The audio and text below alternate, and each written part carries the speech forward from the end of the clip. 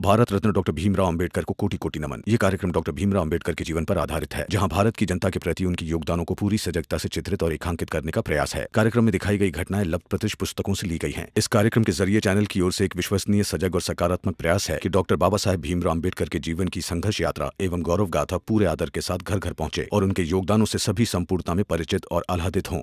चलो भाई, बहुत समय हो गया मंगेश, चलते हैं घर। खेल खत्म, शिक्षा हजम है।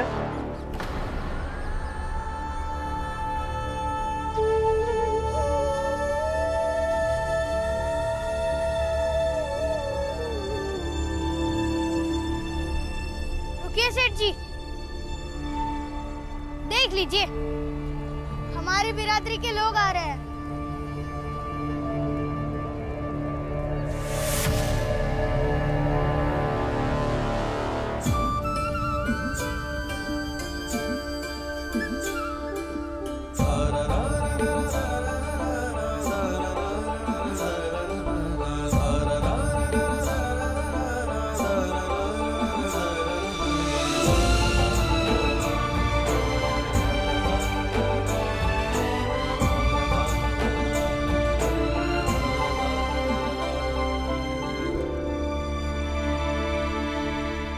सेठ जी, ये सब तो एकदम नमक हराम निकले। नमस्ते गुरुजी। नमस्ते काका। नमस्ते। भीमराव, हम तुम्हें अपना नायक मानते हैं।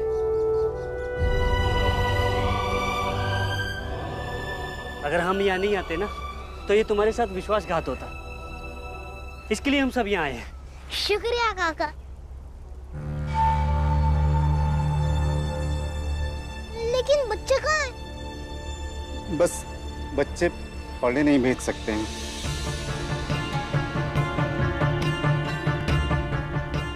लेकिन क्यों? वो इसलिए क्योंकि ये सब लोग कर्ज के तले दबे हुए हैं।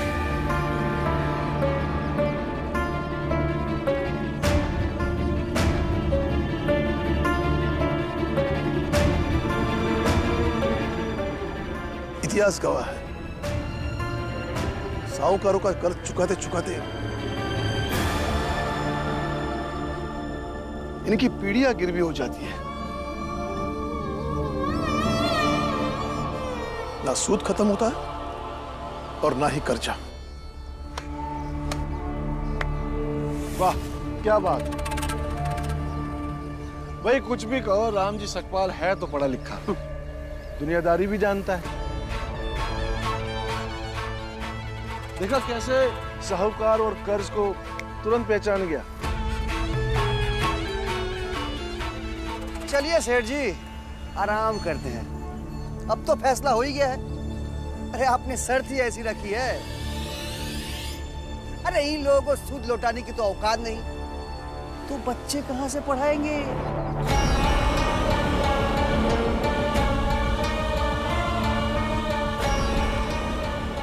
बच्चे पढ़ेंगे तब ना, जब विद्यालय आएंगे। चलो चलो चलो, निकलो, तमाशा खत्म करो। ये विद्यालय है, कोई नौटंकी घर नहीं है जहां तमाशा करने आ गए। चल मंगेश।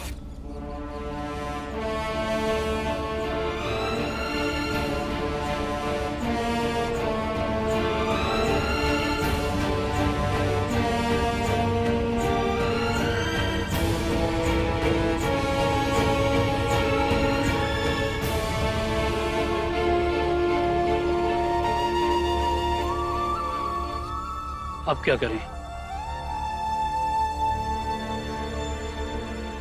अंबेडकर गुरुजी, पैसों के ताकत के सामने शिक्षा अक्सर लाचार हो जाती है।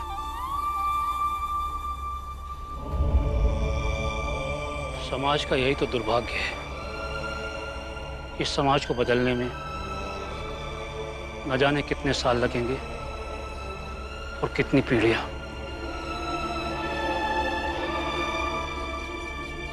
अब आप ही समझाइए अपने भाई और भतीजे को। जब से सतारा में आया है बस लड़ाई झगड़ा संघर्ष यही सब चल रहा है। भाभी, वो तेरी नहीं सुनते तो मेरी क्या सुनेंगे? दीदी मैं उब गई हूँ इस सब से। ये सब नहीं चाहिए मुझे मेरे घर में अब। कौन रोक सकता है उन लोगों को?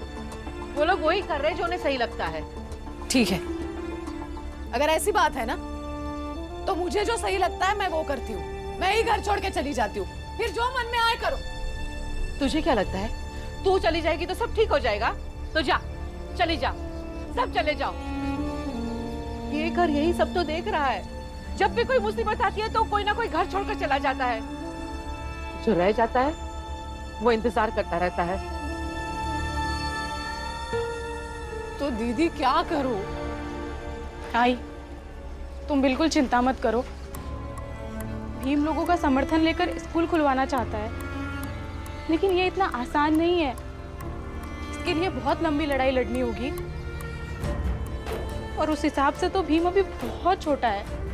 हाँ, हमारी जाति के लोग उसके कहने पर समर्थन के लिए आ ही जाएंगे, लेकिन ये बहुत मुश्किल है। और अगर नहीं आए तो भीम अकेला क्या कर लेगा? बुआ, भीम भले ही मेरा भाई है, लेकिन मैं तो चाहती हूँ कि उसके बुलाने पर कोई ना आए। भीम और हमारे घर की शांति वापस आ जाए। दुनिया भर की लड़ाई बस इन बाप बेटों को लड़नी है। पता नहीं दीदी इस सब का अंत क्या होगा।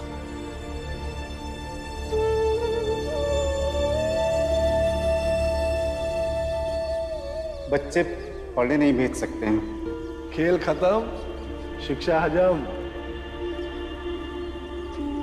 दोस्त चिंता मत करो, कुछ उपाय जरूर होगा। कैसे उपाय करूं? कुछ समझ में नहीं आ रहा। सबके जो कर्ज है वो तो मैं नहीं चुका सकता ना, और अगर कर्ज नहीं चुकाएंगे तो कोई पढ़ने भी नहीं आएगा, और फिर हम ये लड़ाई कैसे जीतेंगे?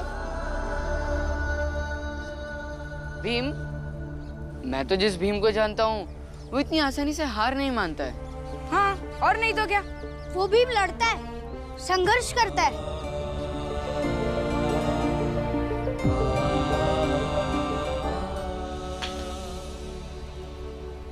भीम की शुरू से आदत रही है, वो गलत के खिलाफ बात करता है और सच के साथ खड़ा रहता है, और उसकी यही बातें मुझे अच्छी लगती है कि वो मुझे पढ़ने कहता है।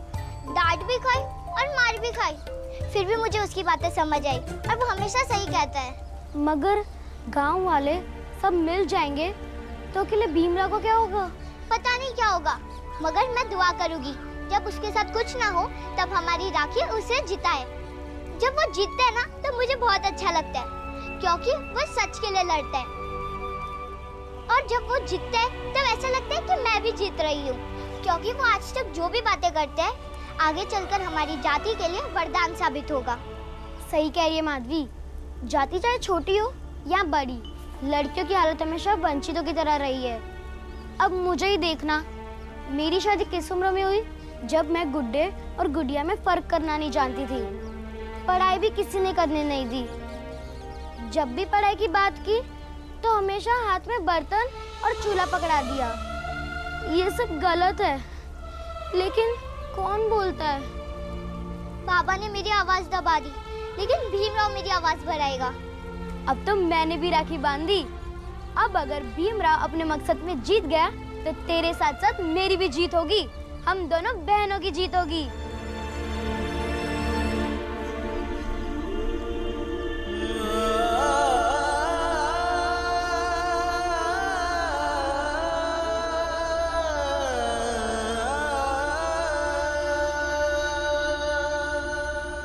मैं तो कहती हूँ सातारा छोड़ के कहीं और चले जाते हैं, कहीं और पढ़ लेगा भीवा।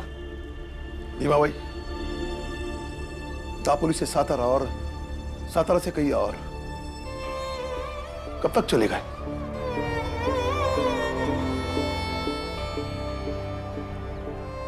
हम यहां से कहीं नहीं जाएंगे।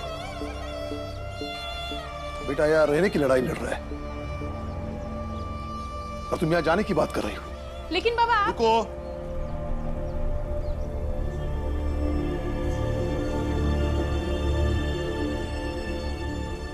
जिन जिन को लड़ाई से भागने की सलाह देनी है वो यहां से जा सकता है।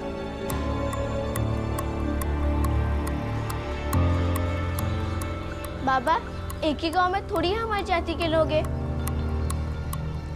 आप आसपास वाले गांव में जाके पूछ लीजिए, वो बच्चे भी पढ़ने नहीं जाते होंगे।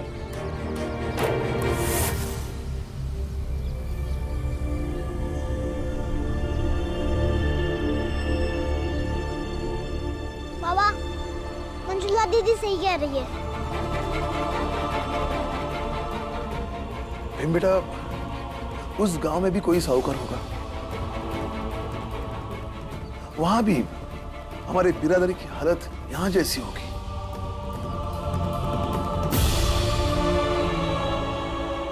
भीमराव, अगर कोई तरीका होता ना कि जो आग तुम्हारे सीने में जल रही है वही आग सबके सीने में लगा देता तो काम हो जाता हमारा।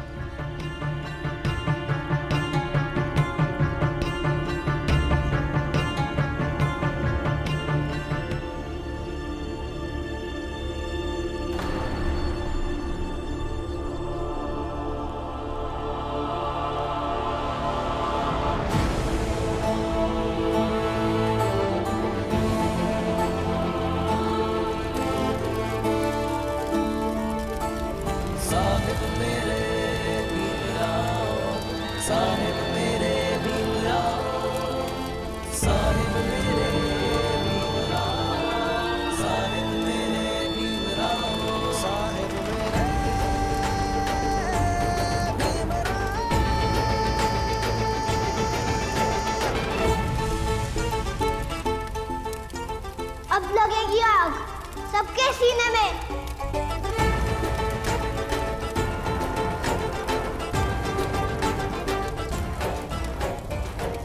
अरे भीम, भीम, अरे कहाँ जा रहा है भीमा? अरे आप रोकिए नहीं इसे, ये कहाँ जा रहा है? पता नहीं।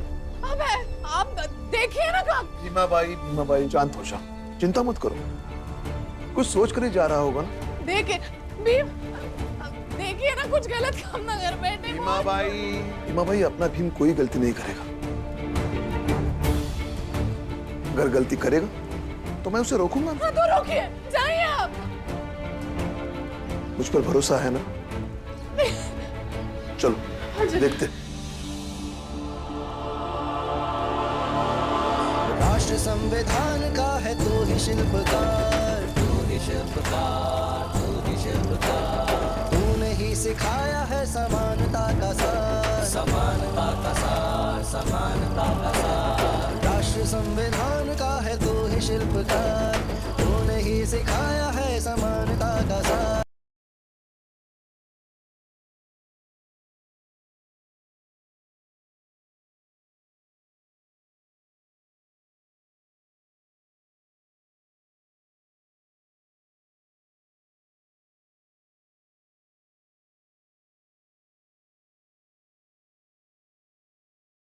संकट में आया तू बन के।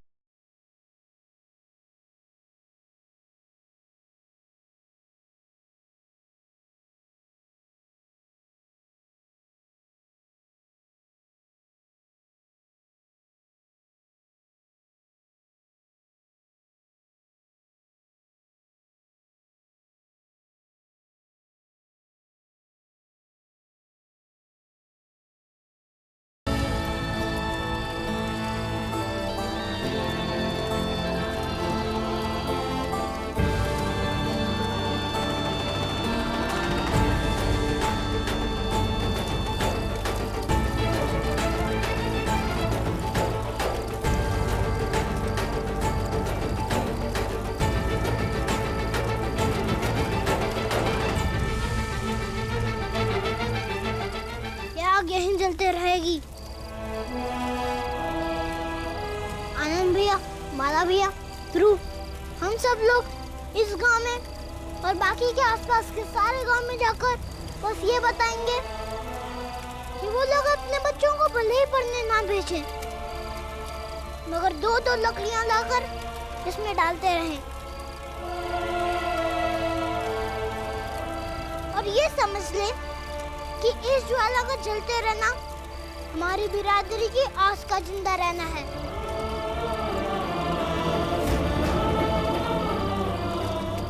और मुझे पता है कि कोई इसे पूछने नहीं देगा।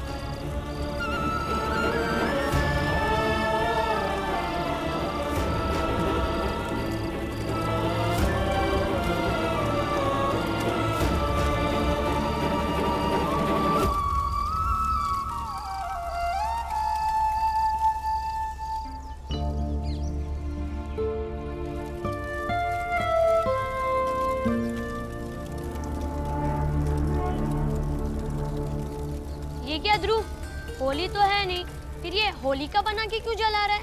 जाओ अंदर, इसी होलिका में अक्कड़ जलेगी तुम्हारे बाप चाचाओं की। बदतमीजी मत करो ध्रुव। तो बातें मत करो, जाओ चुपचाप अंदर। चलो।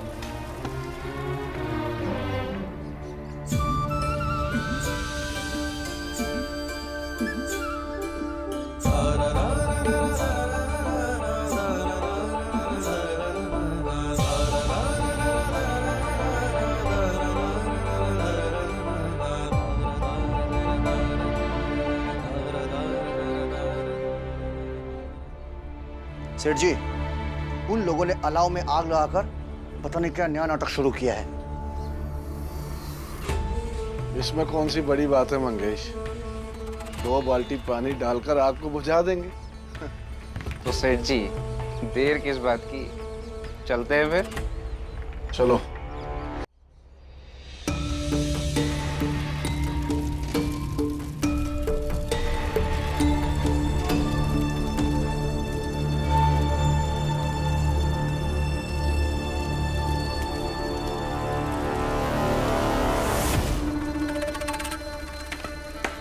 क्या तमाशा लगा रखा है विद्यालय के बाहर? दिख नहीं रहा है, आग जल रही है और इसे भीम ने जलाया। जब तक ये जलती रहेगी एक उम्मीद बनी रहेगी। तो इस उम्मीद को अभी बुझा देते हैं। लाल पानी मंगेश इस पर अभी बुझाते हैं। लाओ जलाएगा, लाओ। बताता हूँ। छोड़ो। नहीं।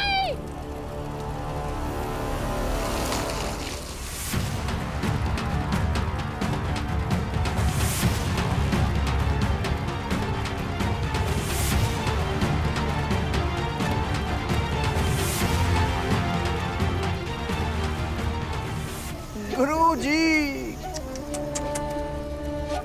ये एक शिष्य द्वारा जलाया गया उसकी उम्मीद का अलाव है। ये एक शिष्य का संकल्प है जो उसके गुरु के रहते हुए कोई बुझा नहीं सकता है। लेकिन आप लोगों को इससे क्या मतलब? आप लोगों को ना तो शिक्षा से मतलब है, ना गुरु से, ना शिष्य से, और ना ही गुरु शिष्य के रिश्तों से कोई मतलब है।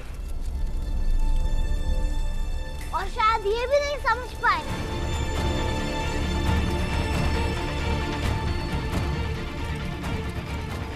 कि गुरुजी के गीले कपड़े फिर भी सूख जाएंगे, लेकिन आपने एक गुरु की गरिमा को जो भिगाया है उसकी कीमत आपका ये समाज और आप जैसे सोच रखने वाले लोगों को ही कभी ना कभी चुकानी पड़ेगी।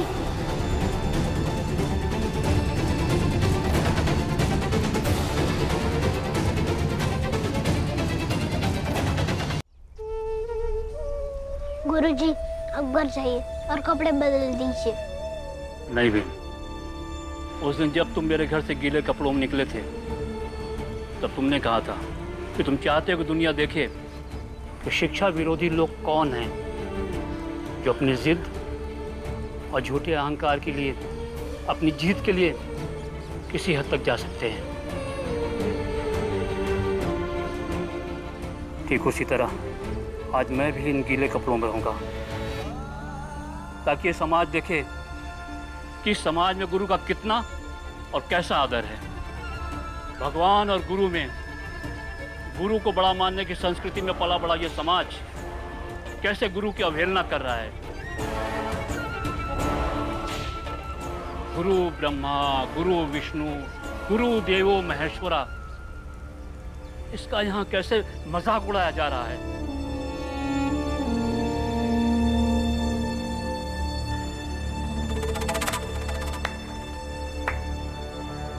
कमाल का रिश्ता है गुरु और शिष्य का। पहले गुरु भाषण देता है गुरु चुप होता है तो शिष्य भाषण देने लगता है, वो चुप होता है तो गुरुजी शुरू हो जाते हैं। भाई वाह, कमाल है। सही कह रहे हैं सेठ जी, इन लोगों का आत्मविश्वास भी कमाल का है। हम लोग इतने सारे हैं और ये लोग 1, 2, 3, सिर्फ 3। तुम लोगों को क्या लगता है तुम लोग 3 लोग मिलकर हम सबको रोक लोगे?